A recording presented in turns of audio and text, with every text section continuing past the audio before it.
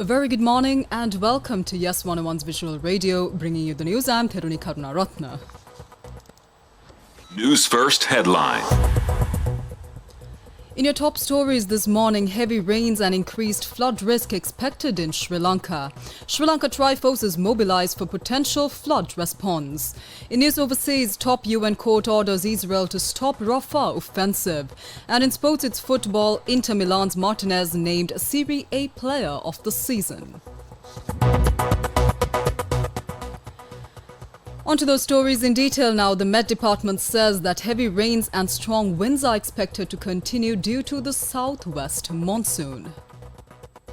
Heavy rains exceeding 100 millimeters are possible in the Sabaragamu province and the Nuwara Eliya district. Heavy rains exceeding 75 millimeters are possible in the Galle, Matara and Kandy districts and the western and northwestern provinces. The Nilwala River, Panadugama and Daduru Oya are at high risk of flooding. The Kalu River and Attanagalu Oya remain in minor flood conditions. Water levels in the Maha Oya, Kalani, Ging and Benthara rivers are also high. 8 main reservoirs and 3 medium-sized reservoirs are being drained to manage water levels. Meanwhile, the National Building Research Organization, or the NBRO, has issued landslide warnings to several areas in 7 districts. Over 34,880 people in 18 districts have been affected by the recent rains. Now, 6 people have lost their lives and 11 have been injured. A special discussion was held at the Disaster Management Center to address the situation.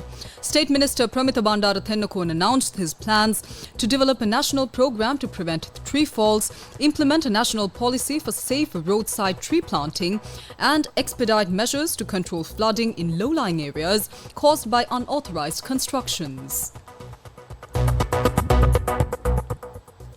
Meanwhile, the Sri Lankan Navy, Air Force and Army are all actively preparing for potential flood emergencies.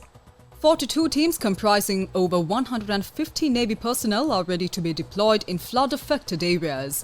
3 aircraft stationed at Ratmalana, Katunayaka and Hinguragura are prepared for rescue operations. Now, a specialized rescue team is also on standby with the aircraft. Army troops have been put on high alert in all districts to respond quickly to any flood situation.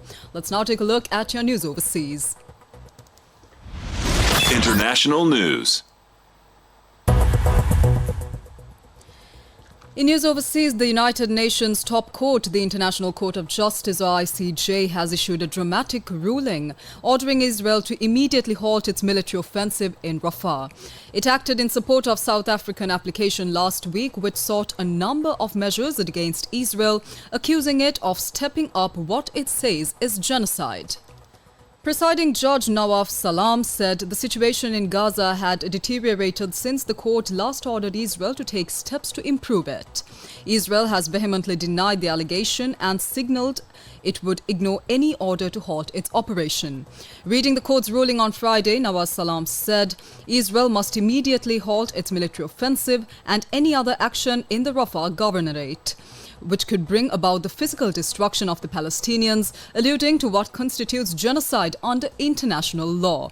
He also added that Israel must allow unimpeded access to Gaza to any UN body investigating allegations of genocide. The ruling also reiterated a requirement for Israel to enable unhindered provision at scale of basic services and humanitarian aid for Gaza. Up next is sports news. Sports news. And in sports news, it's football. Inter Milan captain and Serie A 2023-24 leading goal scorer Lautaro Martinez was named the most valuable player or MVP of the season by the Italian top-flight league on Friday. The Argentina international has scored 24 goals in the Interleague winning campaign this season, 8 more than Juventus's Dusan Vlahovic, who is second on the list. Serie A said in a statement that Martinez will receive his trophy on Sunday before Inter finish their campaign at Verona. And that's a wrap of this edition of Yes 101's Visual Radio. For the News First team, I'm Theruni Karunaratna. Thank you very much for watching.